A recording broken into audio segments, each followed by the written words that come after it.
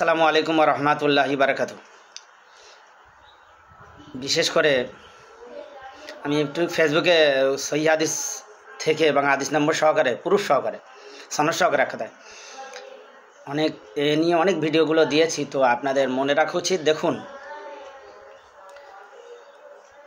অনেকে বলে যে মাধ্যম লাগবে, মাধ্যম ছাড়া আল্লাহর ইবাদত উপাসনা করে আল্লাহকে পাওয়া যাবে না। বলুন নাউযুবিল্লাহি মিন যালিক। আল্লাহ এতটা ক্ষুদ্র নয় যে মাধ্যম লাগবে তাকে। তো আমরা দেখেছি আল্লাহ তো কোরআন পাকে বলেছে ইন্নাল্লাহ সামিউম বাসির, ইন্নাল্লাহ খবিরুম বিমা তা'মালুন। আল্লাহ সবচেয়ে বেশি শুনতে পায়, আল্লাহ সবচেয়ে বেশি দেখতে পায়, আল্লাহ সবচেয়ে মনের খবর আগে মানুষের, এমনকি আগে আগে ভেবে রেখে দেয় যে এরপরে এটা হবে এরপরে এটা হবে। প্রোগ্রামিং করা আল্লাহ করে রেখেছেন। তা আল্লাহ অবশ্য বেশি জানবেন।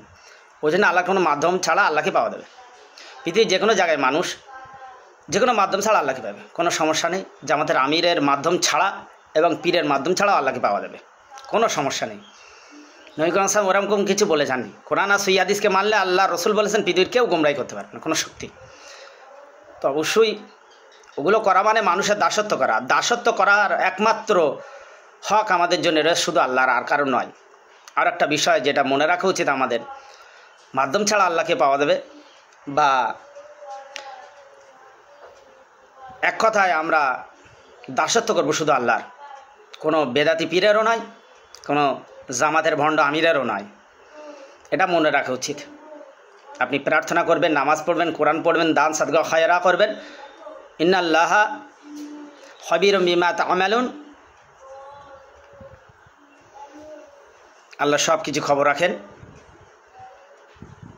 ইন্নামাল আমালু বিন্নিয়াত। আর নিয়তের উপর আপনার নির্ভর করবে।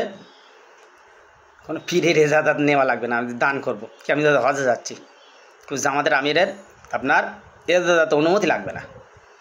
ওগুলো ভণ্ডামি তারা করে রেখেছে, ওই জায়গায় তারা বসে রয়েছে।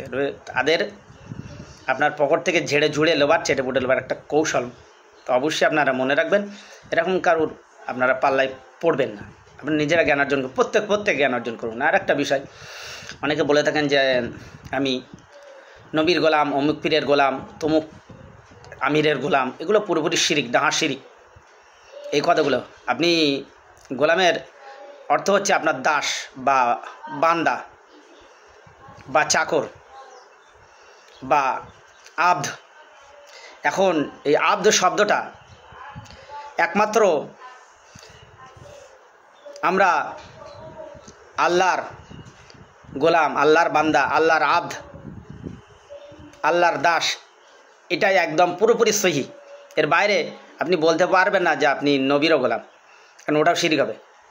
কারণ নবীর সাহাবীরা কেউ কখনোই বলেননি যে আমি নবীর গোলাম। নবী সাহাবীরা এটা বলেছেন বড় জোর যে আমার পিতামাতা আপনার কদমে কোরবান, কিন্তু কখনোই বলেননি হে নবী আমি আপনার গোলাম। গোলাম একমাত্র আল্লাহর, সকলেই আল্লাহর গোলাম। আল্লাহ ছাড়া আপনি যদি কাউকে গোলামি করছেন বা গোলাম বলে আপনি মেনে নেন, আপনি শিরিক করছেন। এটা কিন্তু মনে রাখো ভাই, ঝগড়াঝাটি করে লাভ হবে না। হিকমা অর্জন করো, হিকমা দিয়ে বোঝো, জ্ঞান দিয়ে বোঝো, সব পেয়ে যাবে।